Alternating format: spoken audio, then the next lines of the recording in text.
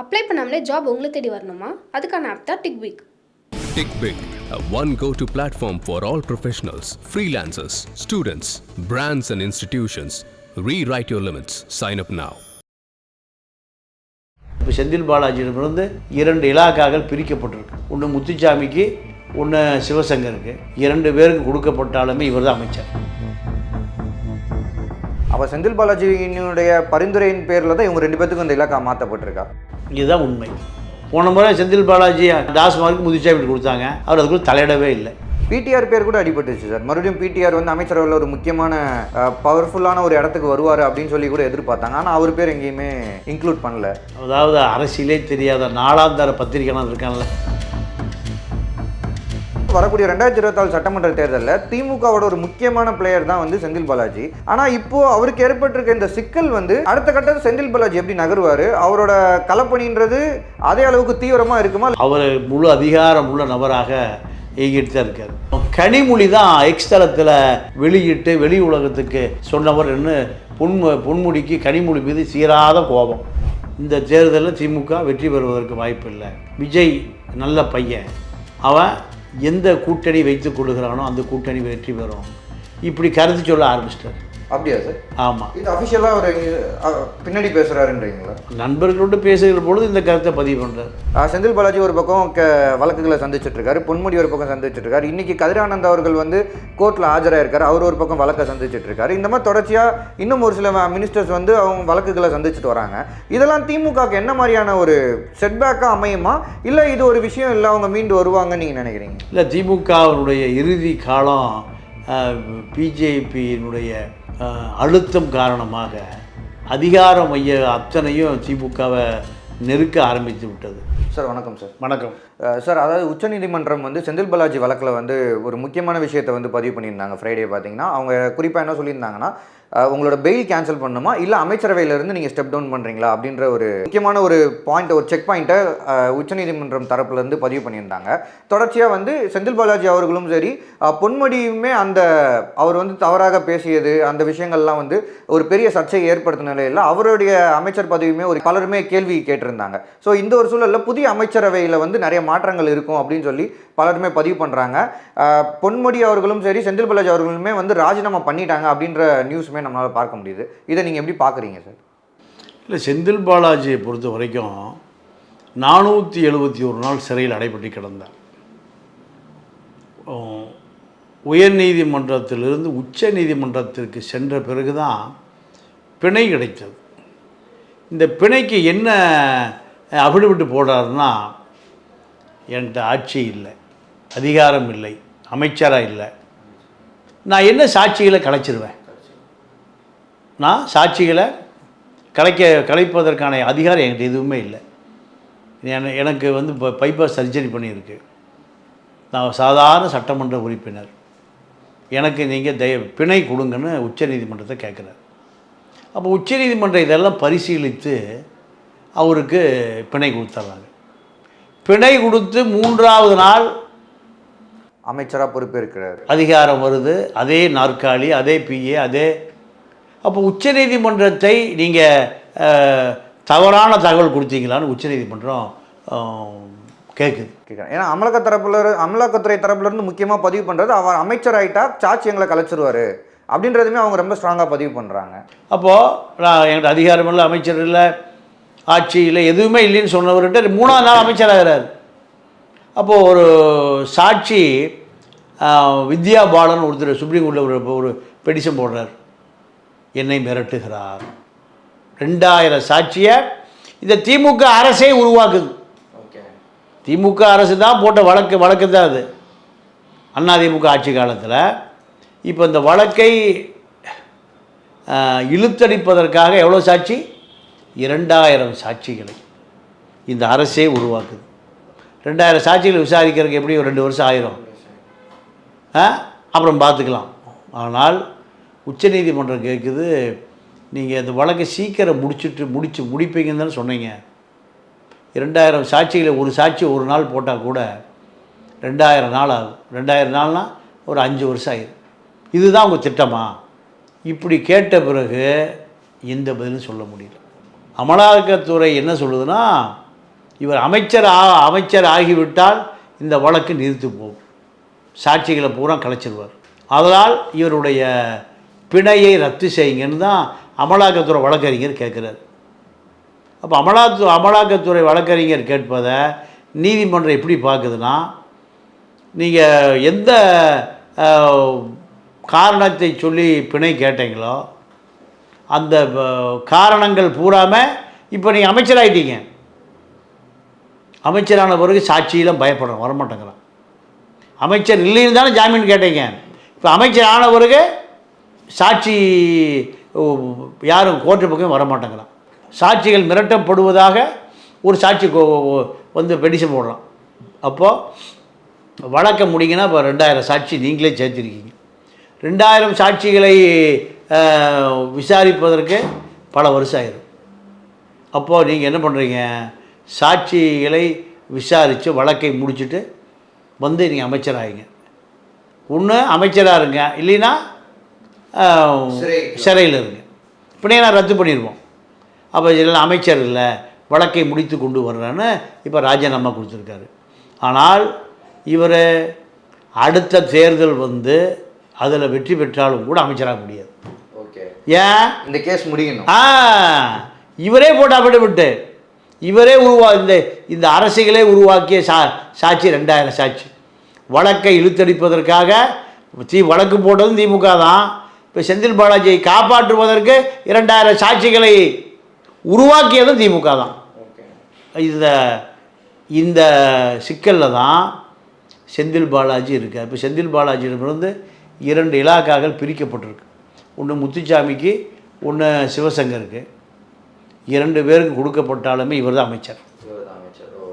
இவர் தான் அமைச்சர். ஏன்னா மூத்த அமைச்சருக்கு கொடுத்தா இவர் தகவல முடியாது. சிவசங்கர் ஜூனியர் டிரான்ஸ்போர்ட் என்பதை விட ஜூனியர், இப்போ தான் அமைச்சராக இருக்கார். அப்போ அவரை இவர் எப்படி வேணாலும் கட்டுப்படுத்தலாம். அதற்காகத்தான் அவர்கிட்டையும் போன முறை முத்துச்சாமி கொடுத்த பிறகு முத்துச்சாமி அந்த டாஸ்மார்க்குள்ள எந்த தலையீடும் செய்யலை. அமைச்சர் செந்தில் பாலாஜி செயல்படுவதை போலத்தான் முத்துச்சாமி இருந்தார். அவர் செந்தில் பாலாஜியினுடைய பரிந்துரையின் பேரில் தான் இவங்க 2 பேத்துக்கும் அந்த இலாக்கா மாற்றப்பட்டிருக்கா. இதுதான் உண்மை. போன முறை செந்தில் பாலாஜி டாஸ்மார்க்கு முத்துச்சாமி கொடுத்தாங்க, அவர் அதுக்குள்ள தலையிடவே இல்லை. முத்துச்சாமி பொறுத்த வரைக்கும் அந்த துறைக்கு டாஸ்மார்க்கு ஆயத்தேர்வைக்கு செந்தில் பாலாஜியினுடைய முடிவு தான் இறுதியானது. அதே போல் இபிலையும் ஏன் தங்கம் தென்னரசு கொடுக்கல, தங்கம் தென்னரசிட்ட கொடுத்தா தங்கம் தென்னரசு செந்தில் பாலாஜியினுடைய தலையீடை ஏற்றுக்கொள்ள மாட்டார். ஜூனியர்கிட்ட கொடுத்தா ஏற்றுக்கொள்வார். பிடிஆர் பேர் கூட அடிபட்டுச்சு சார். மறுபடியும் பிடிஆர் வந்து அமைச்சரவையில் ஒரு முக்கியமான பவர்ஃபுல்லான ஒரு இடத்துக்கு வருவார் அப்படின்னு சொல்லி கூட எதிர்பார்த்தாங்க. ஆனால் அவர் பேர் எங்கேயுமே இன்க்ளூட் பண்ணல. அதாவது அரசியலே தெரியாத நாளாந்தர பத்திரிகைலாம் இருக்கான்ல, அந்த தெருவோரத்து மனிதர்கள் சொன்னது தான் இது போன்றதெல்லாம். வாய்ப்பே இல்லை, பிடிஆருக்கெல்லாம் வாய்ப்பே இல்லை. பிடிஆரை என்னைக்கு நிதியமைச்சராக இருந்தவரை தூக்கி போட்டாங்களோ கடைசி பெஞ்சில் இருக்கார், அவ்வளோதான். தெருவோரத்து ஆட்கள்லாம் இருக்கா, திமுக பாதி பேர் விலைக்கு வாங்கிருச்சு. அவன் சொல்லுகிற கணக்கெல்லாம் அரசியல் கணக்கே இல்லை. அவனெல்லாம் நீங்கள் தரகர்களே தவிர நிருபர்கள் கிடையாது. சார், இப்போது அதாவது வரக்கூடிய 2024 சட்டமன்ற தேர்தலில் திமுகவோட ஒரு முக்கியமான பிளேயர் தான் வந்து செந்தில் பாலாஜி. ஆனால் இப்போது அவருக்கு ஏற்பட்டிருக்க இந்த சிக்கல் வந்து அடுத்த கட்டத்தில் செந்தில் பாலாஜி எப்படி நகருவார், அவரோட களப்பணின்றது அதே அளவுக்கு தீவிரமாக இருக்குமா? அவர் முழு அதிகாரம் உள்ள நபராக இயங்கிட்டு தான் இருக்கார். முதலமைச்சருடைய நேரடி பார்வை, சட்டமன்ற உறுப்பினராக இருந்தாலும் கொங்கு பகுதி முழுக்க அவருடைய கட்டுப்பாட்டில் விடப்பட்டிருக்கு. ஆயத்தீர்வை துறையும் அவர் கட்டுப்பாடு தான், மின்சாரத்துறை அவர் கட்டுப்பாடு தான். மின்சாரத்துறை செயலாளரும் தீர்வுத்துறை செயலாளரும் செந்தில் பாலாஜியினுடைய கண்ணசைவைக்கு கீழே தான் செயல்படுவார்கள். இது முதலமைச்சருடைய உத்தரவு, அறிவிக்கப்படாத உத்தரவு. அனைத்து அதிகாரிகள், கலெக்டர், எஸ்பி எல்லாம் செந்தில் பாலாஜி எதை சொன்னாலும் கேட்டு செயல்படணும். எங்கே கொங்கு பெல்ட்டில் அதை மறுத்தால் அடுத்த ஃபோன் முதலமைச்சருடைய அலுவலகத்திலிருந்து ஃபோன் வரும். இதுதான் அத்தனை அதிகாரிகளுக்கு உணர்த்தப்பட்டிருக்கக்கூடிய ரகசியம். இதுதான். ஓகே சார், இப்போ பொன்முடி அவர்களுடைய அரசியல் அத்தியாயமே முடிவுக்கு வருது அப்படின்னு சொல்கிறாங்களா, அதை எப்படி பார்க்குறீங்க? இல்லை, பொன்முடியை பொறுத்த வரைக்கும் அவரே அரசியல் ஓய்வு பெற்று புத்தகம் எழுத போகிறார். பெரியாரை பற்றிய ஆய்வு செய்து புத்தகம் எழுதுறதுக்கு முடிவு பண்ணிட்டார். இந்த சைவம் வைணவம் பற்றிய விமர்சனத்தை கனிமொழி தான் எக்ஸ் தளத்தில் வெளியிட்டு வெளி உலகத்துக்கு சொன்னவர்னு பொன்முடிக்கு கனிமொழி மீது சீராத கோபம். ஆமாம், அவங்க தான் பதிவு பண்ணாங்க. அதாவது எந்த ஒரு அடிப்படையில் இதை பதிவு பண்ணியிருந்தாலும் இது தப்பு, இந்த மாதிரியான ஒரு விளக்கத்தை அவர் கொடுத்ததை வந்து ஏற்றுக்கவே முடியாதுன்னு அவங்க தான் பதிவு பண்ணியிருந்தாங்க. அப்போ கனிமொழி தான் தன்னுடைய அரசியல் வாழ்க்கையும் அமைச்சர் வாழ்க்கையும் முற்றுப்பெற வைத்தவர்னு கனிமொழி மீது சரியான கோபம். நீதிமன்றம் என்ன கேட்குதுன்னா, நீங்கள் கஸ்தூரி தெலுங்கு பெண்கள் அந்த அரசர்களுக்கு அந்த புறத்து பணிவிடை செய்வதற்காக பணியில் அமர்த்தப்பட்டவர்கள் சொன்ன விஷயத்தை வழக்கு பதிவு செஞ்சு அந்த அம்மா ஹைதராபாத்தில் ஓடி ஒளிஞ்சுக்குது. கட்டிலுக்கடியில் போய் படுத்து கிடக்குது. மேலே இல்லை, கட்டிலுக்கு மேலே இல்லை, கட்டிலுக்கு கீழே. சிறப்பு புலனாய்வு படை பல குழுக்கள் போய் பிடிச்சி கொண்டு வந்து நீதிமன்றத்தில் நிறுத்துறீங்க. அரெஸ்ட்டுமே பண்ணாங்க. அரெஸ்ட்டு பண்ணி நீதிமன்றத்தில் நிறுத்துறீங்க. அரெஸ்ட்டு பண்ணால் தான் நீதிமன்றத்தை கொண்டு வர முடியும். அப்போது இதை விட கடுமையாக சொல்லியிருக்காரு பொன்முடி. எந்த வழக்கு ஏன் எடுக்கலைன்னு நீதியரசர் ஆனந்த வெங்கடேசன் சூமோட்டோவை எடுத்து தலைமை நீதிபதிக்கு அனுப்பிச்சிருக்காரு. எஃப்ஐஆர் போகிறாங்க. போட்டால் மந்திரி பதவி இழந்தே ஆகணும். அப்போது கஸ்தூரிக்கு ஒரு நியாயம், பொன்முடிக்கு ஒரு நியாயமான நீதிமன்றம் கேட்குது. இதை நீதிமன்றத்திற்கு பதில் சொல்லக்கூடிய வகையில் அமைச்சர் பதவியை நீதிமன்றமே ஒரு அமைச்சர் மீது எஃப்ஐஆர் போட்டால் பதவி இழந்துருவார். எஃப்ஐஆர் போடுவதற்கு திமுக அரசு தயங்குகிறது. ஆனால் சூமோட்டோவா நீதிமன்றம் எடுத்து வழக்கு பதிவு செய்தால் ஆட்டோமேட்டிக்காக பதவி இழக்க வேண்டி வரும். அதற்காக முன்கூட்டியே முதலமைச்சர் அலுவலகம் அறிவுரைப்படி அவர் பதவி விலகப்பட்டிருக்கிறார். துணை பொதுச் செயலாளர் பதவியும் போச்சு, அமைச்சர் பதவியும் போச்சு. இனி எனக்கு அரசியலே வேண்டாம், பெரியாரை பற்றி ஆய்வு செய்து புத்தகம் எழுத போகிறேன், எனக்கு இனிமேல் ஓய்வு. அவர் இனிமேல்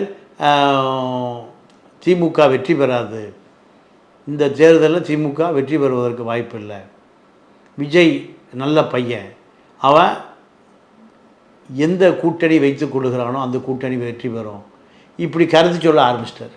அப்படியா சார்? ஆமாம். இது அஃபிஷியலாக அவர் பின்னாடி பேசுகிறாருன்றீங்களா? நண்பர்களோடு பேசுகிற பொழுது இந்த கருத்தை பதிவு பண்ணுறார். Okay sir. அப்போ அவரோட பாயிண்ட் ஆஃப் வியூவை நீங்கள் எப்படி பார்க்குறீங்க? ஏன்னா இப்போது செந்தில் பாலாஜி ஒரு பக்கம் வழக்குகளை சந்திச்சிட்ருக்காரு, பொன்முடி ஒரு பக்கம் சந்திச்சிட்ருக்காரு, இன்றைக்கி கதிரானந்த் அவர்கள் வந்து கோர்ட்டில் ஆஜராயிருக்காரு, அவர் ஒரு பக்கம் வழக்கை சந்திச்சிட்ருக்காரு. இந்த மாதிரி தொடர்ச்சியாக இன்னும் ஒரு சில மினிஸ்டர்ஸ் வந்து அவங்க வழக்குகளை சந்திச்சுட்டு வராங்க.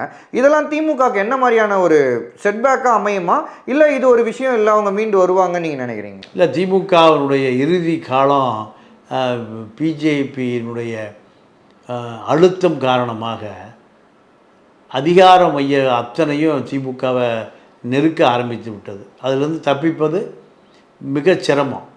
திமுக அமைச்சர்கள் காமராஜோ கக்கனோ அல்ல, எல்லாம் பல ஆயிரம் கோடி திருடி வச்சுருக்கான்.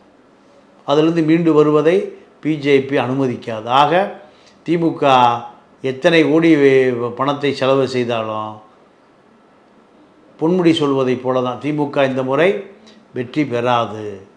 திமுக வெற்றி பெறுவதற்கான சாத்தியக்கூறுகள் இல்லை. கடந்த தேர்தலே 3% தான் வெற்றி. இந்த தேர்தலில் அது கண்டிப்பாக சாத்தியமில்லை என்பது தான் யதார்த்த உண்மை. நிறைய விஷயங்களோட ஷேர் பண்ணிங்க சார். நேரம் வந்துக்கு நன்றி. நன்றி, வணக்கம். அப்ளை பண்ணாமலே ஜாப் உங்களை தேடி வரணுமா? அதுக்கான ஆப் தான் டிக்பிக். TickBig, a one go-to platform for all professionals, freelancers, students, brands and institutions. Rewrite your limits. Sign up now.